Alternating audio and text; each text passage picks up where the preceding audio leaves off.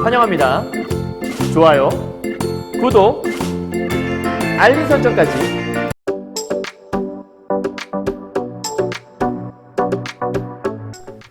안녕하세요. 경화여고 2학년 학생 여러분, 그리고 전국에서 EBS 전국연합학력평가 올림포스 문학 교재로 현대시를 공부하신 학생 여러분 만나서 반갑습니다. 선생님은 세계 최강 국어쌤 조인수 선생님입니다. 자, 오늘은 선생님이 이제 지난 시간까지 현대시 3편을 찍었죠. 이상의 거울, 천양희 시인의 가시나무, 그리고 나이덕 시인의 그 복숭아나무 곁으로까지 찍었었고, 오늘은 그 4번째 시간인 복효근의 잔디에게 덜 미안한 날이라는 시를 이제 함께 공부하려고 해요. 사실 여러분이 오늘 시는요, 그게 크게 어렵진 않아서 간략하게 공부할 수 있는데 어떤 거를 좀 알고 넘어가면 좋을까 싶은 것들이 있어서 함께 좀 보려고 합니다. 자, 제목 보니까요, 잔디에게 덜 미안한 날. 여러분 요즘 같을 때 이제 봄 같은 데 돼서 놀러 가기 좋은 날 되면 흔히 한강 같은 데 많이 가서 잔디밭에 앉아서 돗자리 깔아놓고 친구들하고 맛있게 술은 못 마시지만 음료수 마시면서 치킨도 시켜 먹고, 또 한강에 라면 같은 것도 맛있겠네요. 그죠? 라면 같은 것도 이제 사서 컵라면 아니라 끓여 먹는 라면 있잖아요. 편의점에서 파는, 한강 근처에서 파는 거. 그런 거 먹기도 하고, 대학생들이 요즘 특히 그런 거 많이 하는 것 같아요. 이제 막 치킨 먹을 거 사갖고 와갖고 하루 종일 먹어 노는 이제 그런 모습도 있는 것 같아요. 근데 이제 중요한 건 우리가 잔디 같은 데를 보면 들어가지 마시오라고 써있는 잔디도 많이 있거든요. 잔디는 사람들이 앉아있으면 이제 눌려서 다시 일어나기 좀 힘들어지잖아요. 그러니까 이 안에서 그 잔디에게 덜 미안하다고 했으면 뭔가 일단 첫 번째는 미안한 행위를 했다라는 거죠. 그런데 생각해보니 좀 덜 미안한 것 같은데 이런 모습이 있다라는 거죠. 미안해. 이 모습이죠. 미안해 해야 되는데 안 미안한 모습이 있다라는 거예요. 그러면 미안했는데 안 미안하다? 왜 그렇지? 바뀐 이유가 있지 않을까요? 그 생각의 변화를 살펴보시는 게 포인트입니다. 자, 가볼까요? 일단 첫 번째 늘 하듯이 화자와 정서와 태도 찾을 건데, 화자와 상황과 정서 태도 찾을 건데, 요 안에서 보니까 일단 제목에 잔디에게 덜 미안한 날이 있고요. 그럼 잔디라는 존재가 요 안에서 화자는 아니겠지만 적어도 내가 바라보고 있는 대상 정도는 되겠구나. 근데 밑에 보니까 내 걱정이란 말을 통해서 보면 이 시 안에서 화자가 명시적으로 드러나 있고 이 나라는 화자가 잔디에게 뭔가를 얘기하는 건 아닐까 정도 생각하면 될 것 같아요. 자, 미안한 행위가 뭔지 찾아보도록 합시다. 천변 잔디밭을 밟고 사람들이 무슨 운동을 해요? 걷기 운동을 해요. 그러자 잔디밭에 외줄기 길이, 잔디밭을 밟았어, 운동을 했어, 그 결과 이러한 길이 생겼다라고 얘기하는 거죠. 그럼 외줄기 길이라고 하는 거는 결과적으로는 잔디가 고루고루 나 있는 게 아니라 그 자리만 잔디가 눌려서 없어졌다는 얘기잖아요. 그럼 외줄기 길이라고 하는 건 뭔가 언밸런스한, 쉽게 말하면 이 곳만 잔디가 뭐 해버린 거예요? 죽어버린 거예요. 그러니까 잔디가 죽고 거기에 사람들이 앉을 만한 인위적인 공간이 생겨났다는 거죠. 이걸 좀 다른 말로 바꾸면 자연이 파괴된 거 아닌가? 이렇게도 좀 얘기해 볼 수 있겠네요. 그죠? 그러니까 사람들이 밟고 운동하는, 즉 이 나라는 존재가 이 잔디를 밟고 운동을 하자 어떤 일이 벌어졌어? 잔디가 죽어버린 일이 이렇게 발생을 했다라고 볼 수 있는 거죠. 이해하셨죠? 자, 그런데 정확히 말하면 나라고 보다는 나를 포함한 사람들이 될 수 있지 않을까? 정확히 얘기하면. 그렇죠? 그러면 나라고 하지 말고 시에서 썼으니까 사람들로 갑시다. 이렇게 지워놓고 결국은 내가 잔디한테 지금 얘기하는 건데 사람들의, 왜냐하면 지금 현재는 나가 포함된지는 알 수 없으니까 사람들이 밟고 운동, 이것 때문에 잔디가 죽었다 얘기를 한 것 같아요. 어쩌나 잔디가 밟혀 죽을 텐데, 그래, 이 잔디가 밟혀 죽는 게 바로 요거 얘기하는 거죠. 밟혀 죽을 텐데 그러한 나의 걱정을 얘기하는 거야. 그럼 나는 여기에 들어가는 것보단 잔디를 걱정하는 사람인가 보다. 그죠? 그러니까 나는 잔디가 죽으면 어떡하지? 라고 걱정하는 건데 그런 나의 걱정과는 전혀 관계없이, 그럼 얘들아 봐봐. 현재 지금 여기서 알 수 있는 건 화자는 이런 걱정을 하고 있다는 거잖아. 결국 이 자연 파괴에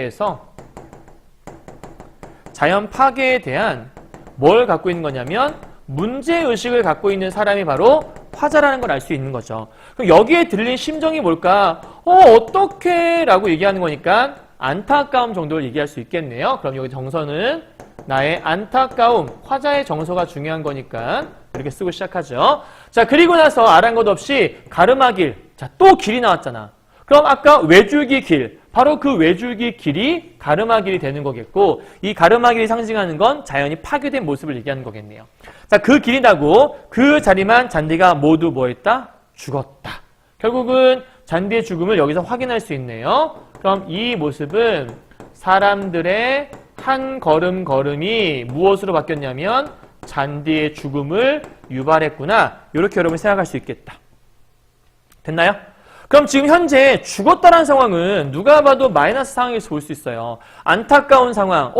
잔디가 죽어버리다니. 잔디라는 게 하나의 생명체라고 한다면 얘가 죽었다는 얘기를 하고 있는 거니까. 자, 근데 그 다음에 오늘 새벽에 도라고 얘기했어. 그러면 이 도라는 얘기는 여러분 제일 중요한 포인트는 지속성에 관한 얘기인 거죠. 시를 쓸 때에는 이러한 조사들을 괜히 쓰지 않아요. 다 의미가 있다라는 거죠. 그러니까 오늘 새벽에도 사람들은 뭘 했니? 바로 그 길을 걷고 있다라는 거야. 그럼 그 길을 사람들이 또 걷고 있어. 그게 멀리서도 보였대.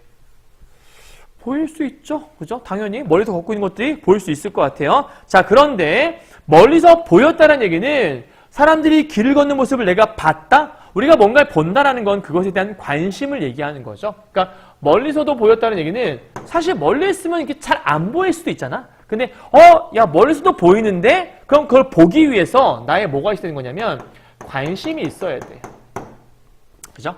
관심이 생겼던 거라 보시면 돼요. 멀리서도 보일 정도로 관심. 그리고 관심이 있다라는 거는 그것에 대한 친밀감이라는 게 생겼다라고 얘기할 수 있겠죠.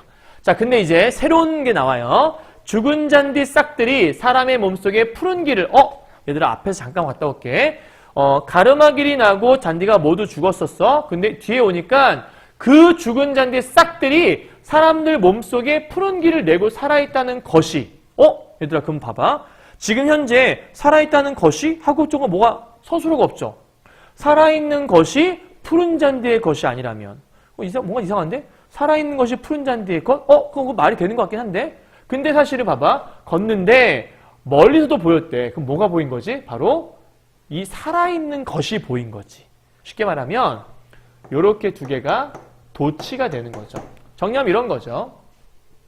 오늘 새벽에 사람들이 그 길을 걷고 있었다는 거야. 근데 그 상황에 내가 뭘 봤냐면 사람들이 걷고 있는 걸 본 게 아닌 거지. 뭘 봤어?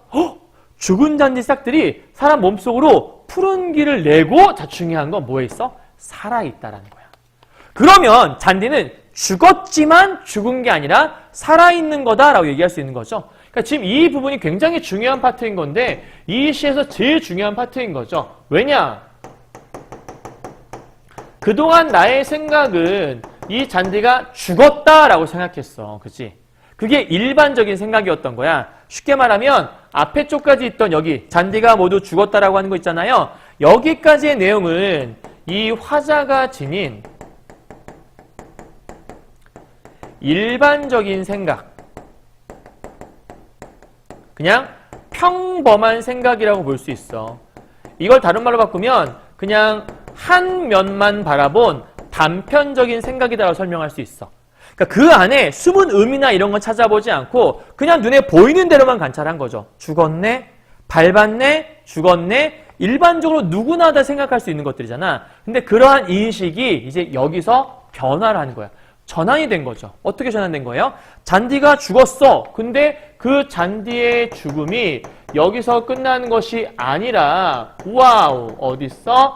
사람들 몸속에 살아있네 라고 인식이 바뀐 거예요. 그러니까 실제로 죽은 게 아니라 걔네들이 밟힌 상태에서 치고 올라와서 이 마음속에 살아있구나. 이걸 느꼈다라는 거예요. 그죠? 야, 그러면 죽은 잔디싹들이 죽은 게 아니었네. 사실 이 안에 살아있는 거네. 이걸 얘기하는 거죠. 여기서 살아있다라고 얘기하는 이 푸른 길이라고 하는 이 시각적 이미지 있잖아요. 일단은 하나 쓰면 시각적 이미지 혹은 색채 이미지라고 얘기할 수 있을 텐데 이 푸른 길이라는 게 의미하는 게 바로 뭐냐면 바로 생명력을 얘기하는 거겠네요. 이 잔디가 그대로 무너지지 않아, 죽지 않아 이런 거잖아. 그치? 생명력이라고 얘기할 수 있겠고 이것은 곧 이 잔디가 죽지 않고 다시 한번 부활했구나. 죽었다가 사람들 몸속에 다시 태어나고 있구나. 이걸 이렇게 표현하고 있다는 거죠. 이해했어요? 그러니까 죽은 게 아니라 죽음을 통해 새롭게 태어났다고 보면 되는 거예요. 자, 푸른 잔디의 것이 아니라면 그게 어떤 건데? 푸른 길을 내고 살아있던 그 잔디를 얘기하는 거죠. 그래서 푸른 나왔으니까 시각적인 거. 자, 푸른 잔디의 것이 아니었다면 어떤 건데? 저 사람들의 말소리가 저게 청량. 얘들아, 청량이라는 것들과 이 푸른 잔디란 말은 통할 수 있겠죠. 그러니까 청량하랴, 청량하다는 거죠. 물어보고 있지만 서리법이에요. 자, 그러면 푸른 잔디의 것이 아니라면 말소에 저게 청량할 수 없어 라고 하는 거잖아. 즉, 청량한 이유가 뭐인 거야? 이 잔디가 이유가 되어서 이런 청량한 결과를 가져온 거야. 그리고 밑에 걷는 사람들의 웃음소리, 얘기소리에서 싱싱한 풀꽃 냄새가 나. 왜? 이 웃음소리 안에 사람들의 그러니까 사람들의 몸속에 잔디가 살아있으니 그 안에서 뿜어져 나오는 소리에는 당연히 풀꽃 냄새가 묻어 있다는 거죠. 결국 풀꽃 냄새 역시도 무엇 때문이에요? 푸른 잔디 때문이라고 할 수 있는 거죠. 그리고 싱싱한 풀꽃 냄새라고 했으니 그럼 정리해보자. 이렇게 시각적인 이미지를 가진 푸른 잔디가 말소리가 저렇게 청량하다는 걸 통해서 청각적인 이미지로 형상화되어 있고 밑에는 냄새라는 걸 통해서 후각적인 이미지로 형상화가 되어 있다. 그래서 되게 많은 감각적 이미지들이 이 안에 함께 드러나고 있네요. 그죠? 이해하셨어요? 자, 그러면 청각이 푸른 잔디의 것이 아니면 이렇게 청량하려고 얘기했으니까 여기서 여러분 하나 알 수 있는 게 뭐냐면 웃음소리, 얘기소리에서 냄새가 난대. 그럼 얘들아 소리에서 냄새가 나나? 얘네 두 개만 찾아봐. 그러니까 이렇게 연결해서 소리라는 거는 청각이잖아. 그치? 그러니까 요 말소리를 얘기하는 거야. 이 소리에서 냄새가 나려면 사실 실제 존재하는 건 냄새는 안 날 거야. 실제 존재하는 건 아마 청각 소리겠죠. 근데 그 소리에서 냄새가 난다라는 건 청각이라는 소리를 냄새 난다라고 변환해서 야 이런 거 같은데 소리가 마치 냄새나 이렇게 표현한 거잖아. 그럼 이 청각을 후각적으로 표현한 거니까 얘를 뭐라고 하는 거예요?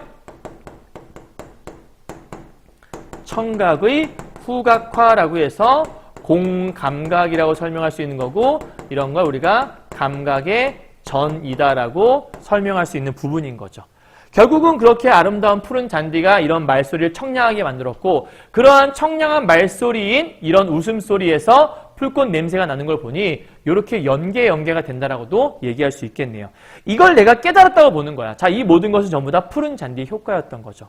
그러니까 얘가 잔디가 죽은 게 아니었어? 결국 사람들 몸속에 살아있는 거였어? 좀 괜찮아졌겠네요. 자, 마지막 마무리입니다. 그제서야 나는 잔디가 죽은 것이 아니라 그러면 난 잔디가 죽었다고 해서 그동안 미안했던 거 아니야? 사람들이 하도 밟아서 잔디가 죽었어. 잔디 사망. 그래서 내가 되게 싫었던 거고 그러한 안타까움을 표현했던 건데 알고 보니 잔디가 죽은 게 아니라 사람들 몸속에 피어있는 거였어. 그러면 내가 이렇게 안타까울 이유가 전혀 없는 거잖아. 그치? 그러니까 마지막 마무리 한번 해보자.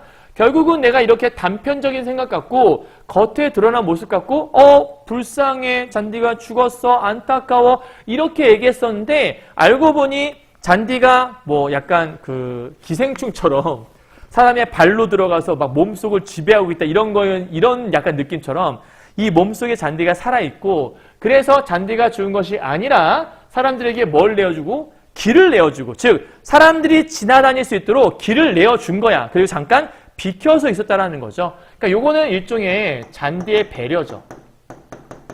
잔디의 배려이자 자신의 몸을 바쳐 헌신했다고 볼 수 있겠죠.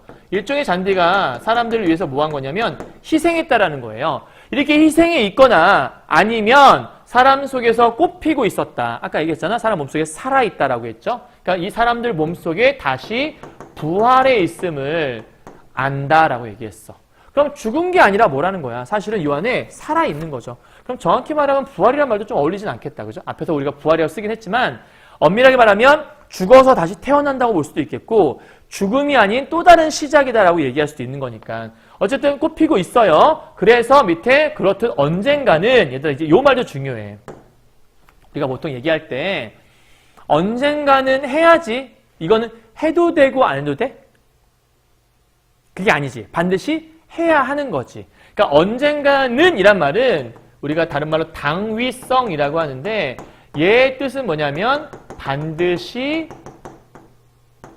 해야 한다, 이런 거야. 그러니까 언젠가는 사람들도 잔디에게 자리를 내어준다. 이 이야기는 사람들이 잔디에게 자리를 내어주는 이 일이 반드시 일어난다는 얘기야? 아니면 일어날 수도 있고 안 일어날 수도 있지, 이런 얘기를 하는 거야? 반드시 일어난다는 얘기야. 그러니까 지금은 사람들이 잔디를 밟고 그 잔디가 죽어서 길을 내주거나 사람들에게 자기의 모든 것을 지금 내어주고 사람들 몸속에 꽃 피어 있지만, 그 사람들 역시도 언젠가는 잔디에게 자리를 내어준다라는 거지. 그런 얘기죠. 사람도 언젠가 죽으면 땅으로 돌아가잖아요. 흙으로 돌아가서 잔디가 다시 살아날 수 있도록 거름이 될 수 있잖아요. 그러니까 사람들이 다시 돌아간다는 건 뭐냐면, 이 부분은 인간이 잔디에게 무엇인가를 해준다라는 거고, 요 위에 있는 이 부분 있죠. 이 부분은 잔디가 인간에게 무엇인가를 해주고 있는 모습이 있는 거죠. 결국은 이 이야기의 핵심 포인트는 한쪽만 일방적으로 희생하는 것이 아니라, 지금 이 순간만큼은 잔디가 인간에게 뭔가를 해주고 있지만 언젠가 시간이 흐르면 그 인간이 잔디에게 또 무엇인가를 해주게 돼 있다. 이런 걸 우리가 다른 말로 순환 원리라고 하는 거거든요. 이것이 바로 자연의 섭리라고 하는 거죠. 돌고 돈 자연의 섭리. 그래서 이러한 순환 원리, 순환 질서가 있기 때문에 결국 잔디도 언젠가는 사람에게 뭔가를, 잔디도 언젠간 사람에게 뭔가를 받게 되는 거기 때문에 잔디에게 제목에 있던 덜 미안한 날이잖아. 덜 미안한 이유가 바로 여기에 있다라는 거죠. 왜 덜 미안한 거야? 지금은 잔디가 일방적으로 손해보고 있는 것 같지만 언젠간 인간도 잔디에게 모든 걸 줘야 할 때가 온다라는 거죠. 그래서 맨 마지막에 죽음이 푸른 풀잎처럼 반짝이는 순간이라고 얘기해. 죽음이 반짝일 수 있어? 어울리지 않지. 죽음이라고 하는 건 마이너스 이미지인데 반짝인다라는 건 플러스잖아. 죽음이 반짝거린다. 어울리지 않는 모습인 거죠. 그래서 이런 걸 우리가 뭐라고 하냐면 역설이라고 하죠. 그럼 역설은 강조하기 위한 거예요. 그럼 뭘 강조하기 위한 거야? 바로 죽음이라고 하는 것들이 풀잎처럼 반짝인다고 또 다른